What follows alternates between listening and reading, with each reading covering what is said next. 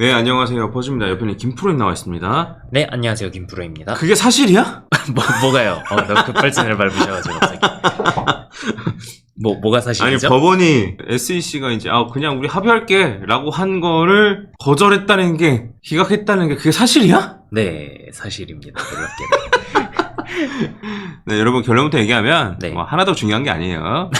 네. 관련해서 정리를 한번 해줘봐. 네, 일단은 SEC랑 리플이 소송을 했다는 거는 이제는 다들 아실 거예요. 그리고 판결이 대충 어떻게 나왔다는 것도 어느 정도는 아실 텐데. 그, 판결도 대충 찝어줄 거야? 네, 간단하게만 얘기할게요. 오케이. SEC랑 리플이 판결했던 거의 쟁점 자체는 증권이냐 아니냐를 보는 거였고, 그 증권을 판단하는 대상이 여러 가지가 있었는데 그 중에서 중요했던 게 기관 투자자 대상으로 판매한 게 증권이냐랑 거래소 통해서 판매한 게 증권이냐랑 그리고 기타 판매한 거, 에어드랍이라던가 이런 거가 증권이냐 아니냐를 보는 게 쟁점이었는데, 중요한 건 어쨌든 거래소를 통해 가지고 일반적으로 개미들이 사는 거는 증권이 아니다 라고 판결이 났던 거고, 이게 굉장히 중요했었죠. 이게 핵심입니다. 왜 그러냐면, 이게 만약에 거래소에서 우리끼리 사고 파는 게 증권이다? 그러면 모든 거래소 다 상폐돼야 돼요. 그렇죠. 그리고 증권거래소에 상장시켜야 되는데, 근데 증권거래소에서 잘 안 해주겠죠? 네. 그래서 이렇게 되면은 내가 사고 싶을 때 팔고 싶을 때 팔 수 없는데, 쉽게 말하면 비상장 주식가 같은 건데, 네. 그러면 수요가 확 떨어진단 말이에요. 그래서 요 소송이 딱 됐을 때 코인베이스에서 먼저 상폐가 됐었고, 그래서 네. 가격 급락을 했었고, 그 다음에 요 판결이 나오자마자 코인베이스든 뭐든 상폐했던 거래소들에서 다 상장 다시 네, 시켰습니다. 재상장을 네. 했죠. 그래서 전혀 문제가 없는 거예요. 그러니까 이제 나머지 부분 같은 경우에는 그냥 SEC랑 리플이랑 벌금을 내든 뭐 하든, 네. 그냥 그러면 되는 거고, 우리끼리 사고 파는 게 증권이 아니다. 그렇죠. 이게 핵심이었고, 이게 단순히 딱, 리플만이 아니라 다른 알트들도 이게 걸릴 수 있기 때문에 굉장히 중요했었죠. 그래서 이제 이게 딱 나왔을 때 이미 이긴 거다. 내가 그때 예시를 들었던 게 뭐였냐면, 그때 한창 무빙이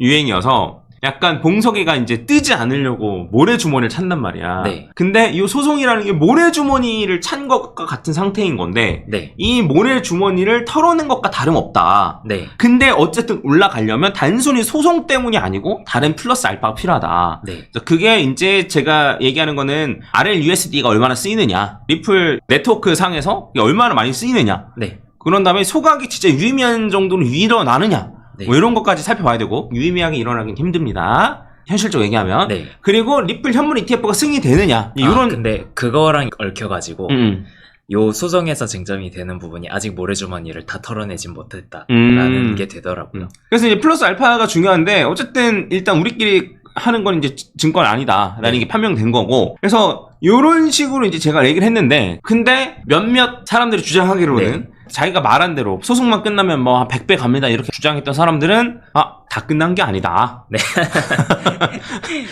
근데 이제 제가 이제 그 소송의 내용을 아직도 기억납니다. 이제 김프로 시켜가지고 네. 그 판결문을 다 해석하고, 그때는 이제 챗GPT가 이렇게까지 잘 작동하지 않는 상태였잖아. 네, 그렇죠. 그래서 엄청 힘들게 이렇게 했던 기억이 납니다. 네, 이게 한번 치니까 한 번에 쫙 정리가 되는 걸 보니까 조금 현자 타임이 오네요. 네, 그래서 저는 진짜 그 누구보다 제대로 상황을 파악하고 엄청나게 자세히 다루고 잘 알고 있다라고 생각하고 있어요. 예전 영상들 봐도 다 나올 겁니다. 아무튼 이런 상태였다. 네, 그렇죠. 어. 이렇게 해가지고 판결이 나온 거는 최종적으로 보면은 결국 125밀리언, 그러니까 1억 달러 정도 벌금이 나온 거죠. 그 1억 달러 정도 벌금이 나왔고, 기관 대상으로 판매하는 거는 영구 금지다. 이게 나왔는데, 지금 합의를 하고 있는 내용이 이 벌금을 1억 달러에서 5천만 달러로 그렇게 줄이는 거를 합의를 보고, 그리고 그 기관 판매에 대한 영구 금지를 이제 풀어달라. 이렇게 지금 그 법원에다가 계속 우리 합의 이렇게 봤으니까 판결을 바꿔주세요라고 얘기를 하고 있는 거예요. 근데 그런 거야? 네. 나는 그냥 빨랑 합의를 하고 끝내주세요인 줄 알았는데, 네. 저 법원 판결을 바꿔달라고 한 거야? 네, 그렇죠. 그러니까 우리끼리 이렇게 그 합의를 봤으니까 법원의 최종 판결을 이렇게 바꿔주세요라고 얘기를 한 거죠. 그러면 재판을 다시 해야 되잖아. 그렇게 해야 되는데, 그게 아니라면 이제 법원에서 뭐 판결을 바꿀 수 있는 이유가 한 가지 있는데, 뭐 공익이나 그런 뭐 법원 판결보다 더 앞서는 특정한 사유가 있다면, 그게 없을 거 아니야, 근데. 그러면 판결을 바꿔줄 수 있다는데 그런 게 없다는 거죠. 그래가지고 법원에서 말하는 거는 너희가 이렇게 합의했다고 해가지고 우리가 판결을 마음대로 바꿔줄 수는 없다. 네. 이거를 해결하고 싶으면 항소법원에 가가지고 다시 재판을 해라. 네. 근데 이게 어찌 보면 상식적인 거네. 그러니까 그렇죠. 이제 판결이 바뀐다는 게 내가 생각하는 이런 느낌인 것 같거든. 예를 들면 갑자기 막 진짜 막 산불이 나기 직전이야. 네. 근데 이제 남의 집 물탱크에 물을 그냥 갖다 썼어. 네. 안 그러면 뭐 어디에 뭐 이렇게 막 소화전 같은 걸 깨부숴가지고 뭐 갖다 썼어. 네. 그래서 산불이 크게 번지기 전에 잡았어. 근데 이제 그러면 어쨌든 파손시켰지만 그래도 무죄? 약간 요런 느낌으로 해야지 이게 앞선 그게 있는 그런 거 아니야? 그것보다는 그냥 판결을 일단 기물파손 유죄다라고 판결을 때려놨는데 그치. 알고 보니까 이게 정당 방위가 되는 거더라고. 이런 공적인 이유가 있었다. 알고 보니까 산불을 그걸 막았다. 네. 그니까 그러면 이제 요 유죄 판결을 무죄로 바꾼다. 네. 요런 느낌이어야 되는 거잖아. 그 정도의 사유가 있어야 된다는 거죠. 근데 그런 사유가 내가 봤을 때는 없거든? 사유가 그냥 정권이 바뀌었으니까. 그래. 그래서, 그래? 아니, 그러면 약간 리플의 욕심이네? 뭐 리플의 욕심이기도 하고 SEC의 욕심이기도 하죠. SEC도 빨리 이거를 이전 정부에 똥을 치워놔야지 뭐 자기가 하고 싶은 걸 할 수 있으니까. 근데 이제 이거 진짜 웃긴 게 뭐냐면 그냥 사실 제일 간단한 거는 벌금만 좀 줄여서 합의할게 이러면 그냥 끝이야. 네. 맞지 않아? 근데 저 법원 판결까지 바꾸어줘 때문에 문제인 거잖아. 네, 그렇죠. 네, 이게 사실 지금 또 좀 중요하다고 보는 게 아까 전에 그 기관 판매가 저희가 원래 그 처음 판결 났을 때는 크게 중요하지 않다라고 생각을 했었는데 이게 생각해보면 모래주머니로 작용을 할 수가 있겠더라고요. ETF에서? 네. 그러니까 리플 현물 ETF가 나오려면 블랙록이 됐던 어떤 뭐 기관이 됐던 ETF를 하기 위해서 리플을 구매를 해야 되는 거잖아요. 네, 미국 법적으로 지금 상황에서는 미국 그 기업들이 직접 리플을 살 수가 없기 때문에. 아니야, 이건 내 생각이 좀 다른 것 같아. 달라요? 왜냐면 리플이 그냥 그 거래소에서 사면 돼. 그렇게 우회해서 하는 건 가능하다. 그러니까 이거는 리플사의 욕심이야. 그러니까 거래소에서 만약에 리플을 살 수 있다고 쳐요, 여러분. 현물 ETF 승인이 돼서 네. 왜냐면 비트코인을 갖고 있어야 되니까.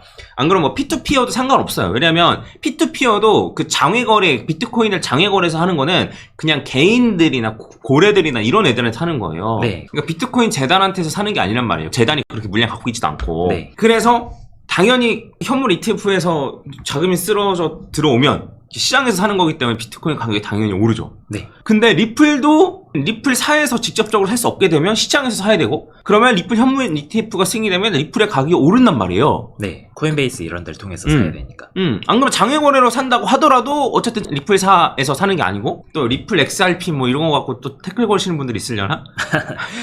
중요한 게 아니니까 제발 네. 중요한 걸 봅시다. 네. 그래서 회사의 물량을 털고 싶은 거네. 리플 회사 입장에서는. 그런 욕심이 없진 않겠죠. 그러니까 왜냐면 조금 싸게 해줄게라고 하면 기관 입장에서는 그냥 회사에서 사는 게 더 낫거든. 네. 근데 개미들 입장에서 보면은 그냥 시장에서 사주길 더 원하는 거고. 오히려 그게 더 호재죠. 그러면 이거는 사실 리플사의 욕심이네.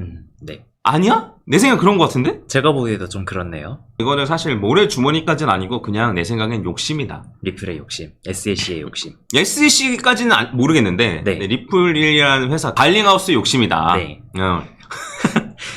아니, 맞잖아. 그렇죠. 그냥 시장에서 사면 개미들 입장에서 훨씬 좋거든. 근데 어쨌든 에스크로 물량이 풀리면서 그게 지금 잘 안 팔리고 있는 건가 봐. 네. 내가 알기로도 그렇거든. 그래서 에스크로 물량이 잘 안 팔리고 있으니까 막 이런 식으로 되면 에스크로 물량이 풀리니까 자기네들이 갖고 있는 물량을 훨씬 더 빨리 팔 수 있고 많이 팔 수 있으니까 그래서 현금화 쉽게 말하면 할 수 있는 거지. 네. 그래서 어쨌든 이거를 좀 요청하는 것 같은데 물론 SEC 입장에서는 너네 그거 원해? 그래 해줄게 인 거 같아. 왜냐면 굳이 이 소송을 끌고 갈 이유가 없으니까. 이제는 없죠. 더 이상 없죠. 그래서 해줄게라고 했는데 어쨌든 리플 갈링하우스의 욕심 때문에 네. 그래서 지금 기각이 난 것 같다. 이렇게 봐야 될 것 같네. 물론 제 생각엔 제일 베스트는 기관 판매 같은 거를 다시 이렇게 바꿔달라고 하지 말고 그냥 합의하고 끝내는 게 제일 베스트. 그러면 항소법원에서 합의하고요. 그러니까 이미 판결이 난 건 못 바꾸니까. 그치. 그래서 판결 난 거 그냥 그대로 냅두고 그냥 빨랑 합의해가지고 그냥 종결시키는 게 제일 베스트. 네. 그러면 리플 현물 ETF를 내려면 시장이 사야 되니까. 네, 그렇죠. 그럼 가격이 오르니까. 네. 그래서 뭐 기사 같은데 보면은 법적 사법 리스크가 남아있다라고 얘기를 하는데 그건 전혀 사실이 아니라는 거죠. 그러니까 이것 때문에 현물 ETF 못하니까 빨랑 해줘. 이거는 어찌 보면 리플이 그냥 언론 플레이를 하는 거네. 네. 그래서 이거는 뭐 SEC의 잘못 아니다. 아니다. 그리고 법원의 판단 아니다. 법원은 상식적인 판단을 한 거죠. 법원은 어쩔 수 없어요. 기존에 있던 판결을 바꾸려면은 다시 재판을 해야 돼요. 네. 다시 재판을 해서 법리적 해석에 문제가 있었다든가 안 그러면 증거물이 새롭게 나왔다든가 이렇게 해야 된단 말이에요. 그래서 그러니까 판결이 나기 전에 해야 돼요. 판결이 나기 전에 우리 그만할게. 이렇게 해야 돼. 네. 이게 원래 그래요. 그래서 우영우에서도 나오잖아. 그런 게 나오거든. 법원 판결을 이렇게 소송을 이렇게 취하고 싶으면 어떻게 해야 되냐? 그러면 판결 내리기 전에 이제 판사한테 소를 취하고 싶습니다라고 말하면 된다. 네. 뭐 이런 식으로 나오거든. 그러니까 판결 나기 전에 해야 돼. 판결 나면 끝이란 말이에요. 그렇죠. 예. 그래서 이제 요 다른 범죄 같은 경우에도 판결이 나기 전에 합의했느냐가 되게 중요하거든요. 네. 일단 유죄로 판결이 나면 합의를 본다 하더라도 돌이키기 어렵기 때문에. 네. 아무튼 이런 상황이에요. 이거 아마 법적인 문제 휘말려 보신 분들이나 아니면 법적 공부하신 분들 무슨 얘기인지 대번 이해할 겁니다. 네. 그래서 요거는 리플의 그냥 욕심이다 정도로 보면 될 것 같습니다. 그래서 갈링하우스 아저씨가 예전부터 좋게 보진 않았지만 여전히 좀 그렇네. 어떻게든 본인 돈 벌 생각만 하는 것도 좀 짜증나네. 좀 오래 견뎌온 리플 홀더들을 위해서 본인 회사 물량을 소각한다든가, 네. 안 그러면 본인이 가진 물량을 소각한다던가, 바다에 던져버린다. 그럼 되거든요. 그냥 하드월렛을 바다에 던져버리면 돼요. 예, 아니면 박살 낸다거나 불태워버린다거나. 네. 그럼 간단하단 말이에요, 사실. 근데 그런 거 없이 그냥 어떻게든 회사에 있는 물량 바로 제끼려고 하는 걸 보니까 조금 짜증나긴 하네. 리플 홀더들. 아무튼 네. 요렇게 판결은 이해하시면 될 것 같고, 요 상태에서 합의만 하고 끝내는 게 베스트. 네. 그 다음에 전 오히려 판결을 바꾸는 건 우리 개미들 입장에서 좋은 게 아닌 것 같다. 네. 갈링하우스 입장에서는 좋지만 네. 우리 입장에서는 좋지 않은 것 같다. 그 다음에 그냥 소송이 이런 식으로 계속 가도 현물 ETF가 되는데 문제는 없다. 네. 근데 이제 기관들 입장에서는 이거 리플 회사에서 바로 살 수 있으면 좀 싸게 해준다 그랬는데 약간 이럴 수는 있겠지. 네. 예, 근데 그거는 불량록이나 이런 애들 입장에 좋지 개미들 입장에 좋은 건 하나도 없다. 그렇죠. 예, 그래서 좀 제대로 요 판결 이해하시면 좋을 것 같습니다. 이 내용 끝이 이제 네. 리플 차트는 보면은 그래서 어찌 보면 오히려 이런 판결 때문에 올라야 되는 게 아닌가. 생각해보면 그렇죠. 수요와 공급 측면에서 보면은 어쨌든 판결이 바뀌어져 버리면은 에스크로 물량이 확 나올 수 있는 거고, 네. 만약에 이제 판결이 바뀌지 않는다라고 하면 현물 ETF 하려면 시장에서 사야 되는 건데, 그런 수요와 공급 측면을 잘 생각을 해보면 제 생각에 이거는 오히려 호재로 와야 되지 않나. 이런 수요가 늘어나고 혹은 공급은 줄어들고 이런 상황인데 떨어졌다? 그럼 어찌 보면은 약간 매수의 기회로 삼을 수도 있지 않나. 근데 뭐 아직까지는 리플 현물 ETF가 실제로 나온 건 아니니까요. 네. 그래서 뭐 이런 것 좀 잘 참고해 주시고, RLUSD가 지금 뭐 열심히 애는 쓰고 있다고는 하는데 실제로 어느 정도가 되는지 한번 결과가 좀 나오면 나중에 한번 다뤄드리도록 하겠습니다. 왜냐면 저도 이제 거래소 송금할 때 리플 안 쓰거든요. 네. 그 TRC 기반으로 해서 테더를 보내는 경우가 더 많습니다, 사실. 그래서 한번 물론 현물 ETF 나오고 RLUSD가 잘 활용되면야 좋은데, 그거는 이제 조금 뒤에 성과를 좀 알아봐야 될 것 같고, 그리고 RLUSD보다는 저는 현물 ETF에 좀 기대를 거는 게 좀 좋지 않나, 이렇게 좀 생각을 합니다. 참고하시고 차트적으로 보면 뭐 달라질 건 전혀 없습니다. 똑같아요. 그래서 이제 1, 2, 그 다음에 추가적으로 이제 3, 4, 5로 가지 않을까라고 생각을 하는 거고, 이렇게 올라간다고 치면은 이제 한 뭐 7달러, 많이 올라가면 9달러 해서 10,000원 정도는 거의 확보라고 보고 있는 거고. 네. 근데 이제 여기 있는 요 고점을 뚫고 올라가서 1, 2, 그 다음에 이제 3, 4, 5로 올라갈 수 있지 않을까라고 생각을 하는 건데, 이렇게 올라가면은 한 12달러 정도에서 한 16달러까지 올라갈 수 있고, 네. 이러면 한 2만원 정도를 바라보는 거예요. 근데 이제 12달러에서 끝나면 2만원까지는 안 가겠죠? 그렇죠. 그러면 16,000원? 뭐 한 15,000원? 네. 뭐 요 정도에서 마무리 될 텐데, 요 정도를 좀 보고 있는 거다라고 봐주시면 되고, 그러면 여기까지가 갈 가능성이 높아 아니면 여기까지 갈 가능성이 높아라고 물어보시면 그거는 지금은 알 수 없죠. 시간이 얼마나 남았느냐에 따라 조금 달라지기 때문에 이건 추후에 확인되는 대로 좀 말씀을 드리고, 하락 세부 카운팅은 이제 요 영상 찍기 전에도 김프로랑 얘기했는데 좀 파동 카운팅이 쉽진 않다. 네, 많이 지저분하다 보니까 움직임이. 그냥 그나마 내 생각에 뭐 한 요렇게 ABC로 보는 게 제일 뭐 그나마? 네. 물론 요렇게 보면 C 파동 카운팅이 진짜 그지 같긴 합니다. 네. 그래서 제 생각에 얘가 저점을 깨지 않으면 그냥 1, 2, 3, 4, 5로 올라가는 느낌으로 갈 수 있지 않을까라고 생각을 하고 있는데, 요거는 뭐 확실하다기보다는 좀 행복회로를 돌린 거에 가깝다. 네. 정도로 이해해 주시면 될 것 같습니다. 끝? 네. 뭐 BTC 마켓을 보면은 어쨌든 잘 떨어지고 있어요. 뭐 떨어지는 게 잘 떨어지고 말고의 자식어가 있냐라고 생각할 수도 있는데, BTC OTC 마켓으로 본다라고 하면 여기는 지금 못 뚫고 있고 이렇게 1, 2로 보고 나서 추가적으로 3, 4, 5 이렇게 올라가는 거 생각해 볼 수 있기 때문에 그러니까 비트코인보다 이만큼 더 많이 올라간다는 뜻이긴 하거든요. 네. 그래서 요거는 제 생각에는 아마 불장 끄트머리에 가서야 요런 현상이 나올 것 같고, 그리고 제가 이제 지금 얘기하는 것들은 어쨌든 알트 불장이 온다라는 가정하에서 말씀을 드리는 겁니다. 알트 불장이 아직 안 왔다. 네. 만약에 지금 알트 불장이 안 온다라고 하면 네. 그러면 이제부터 하락장이라는 소리인 거잖아. 네. 네. 아니야? 맞잖아. 아니 뭐 비트만 더 올라갈 수도 뭐 있죠. 물론 그럴 수도 있고. 그럼 어쨌든 비트만 더 올라가서 떨어지거나 하락장이거나 네. 아니 지금부터 하락장이거나 둘 중에 하나라는 소리잖아. 네. 그럼 비트코인 도미넌스가 올라간 다음에 하락장 시작이면 그럼 비트보다 알트코인이 더 많이 떨어지잖아요. 비트만 떨어지는 게 있을까요? 그러긴 어렵죠. 그러면 비트코인 떨어지면 알트코인 더 많이 떨어지면 그럼 도미넌스는 더 올라요. 거의 90% 갈걸요? 비트코인 도미넌스가? 그렇죠. 지금 상황에서 하락장이 시작이면. 그래서 제가 생각하기로는 알트 불장이 아직 안 왔다라는 소리고, 해당 알트 불장이 올 때 리플이 그 정도까지 갈 수 있다라고 이제 말씀을 드리는 겁니다. 아니 그래도 그렇게까지 많이 가능해?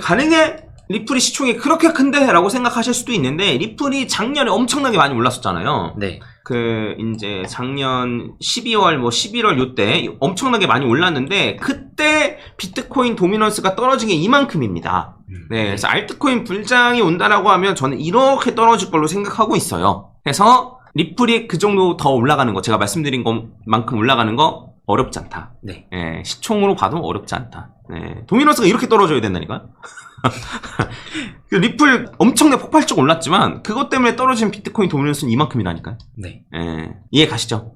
물론 이때는 리플도 오르고 이더도 오르고 솔라도 다 오르겠지만, 그렇죠. 그래서 크게 무리가 되는 수준은 아니다. 그래서 지금 이제 도미넌스가 65% 지금 66%인데 떨어지게 되면 저는 한 40 혹은 35 요 정도까지도 떨어질 수 있을 거라고 생각하는데, 그럼 이제 비트코인의 시총의 3분의 1보다 넘는데, 사실 비트코인 시장의 한 5분의 2 정도만큼 알트코인들의 시총이 오른다는 뜻이에요. 그렇죠. 비트코인이 그대로 있는데 지금 비트코인 시총의 5분의 1을 알트코인에 나눠 가지면서 오른다는 뜻입니다. 네. 그러면 충분해요. 대충 계산해보세요. 그러면 이렇게 많이 올랐는데 가능해?가 아니라는 거예요. 충분히 가능한 숫자라는 거예요. 그래서 해당 부분 참고하시면 될 것 같습니다. 시총 보고 있어? 네. 스크리너 해가지고? 네. 그거 스크리너를 따로 띄운 거야? 이거 저는 옆에 누르면 그냥 이렇게 나와요.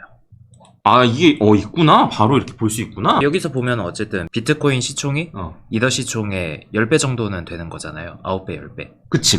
네. 그거를 이제 5분의 1을 알트들이 나눠 가진다. 그러면 사실 이더리움이 지금 가격 대비해가지고 훨씬 더 많이 올라도 전혀 이상하지 않은. 네.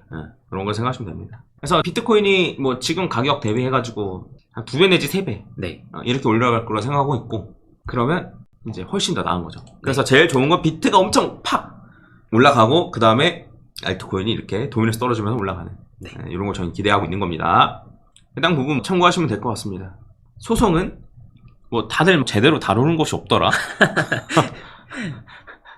아무튼 소송에 관해서는 이렇게 정리하시면 될 것 같습니다. 파이팅 한번 할까? 네. 하나, 둘, 셋, 파이팅! 이상 마치겠습니다. 좋아요, 구독 한 번씩 부탁드리겠습니다. 감사합니다. 네, 감사합니다. 김프로였습니다.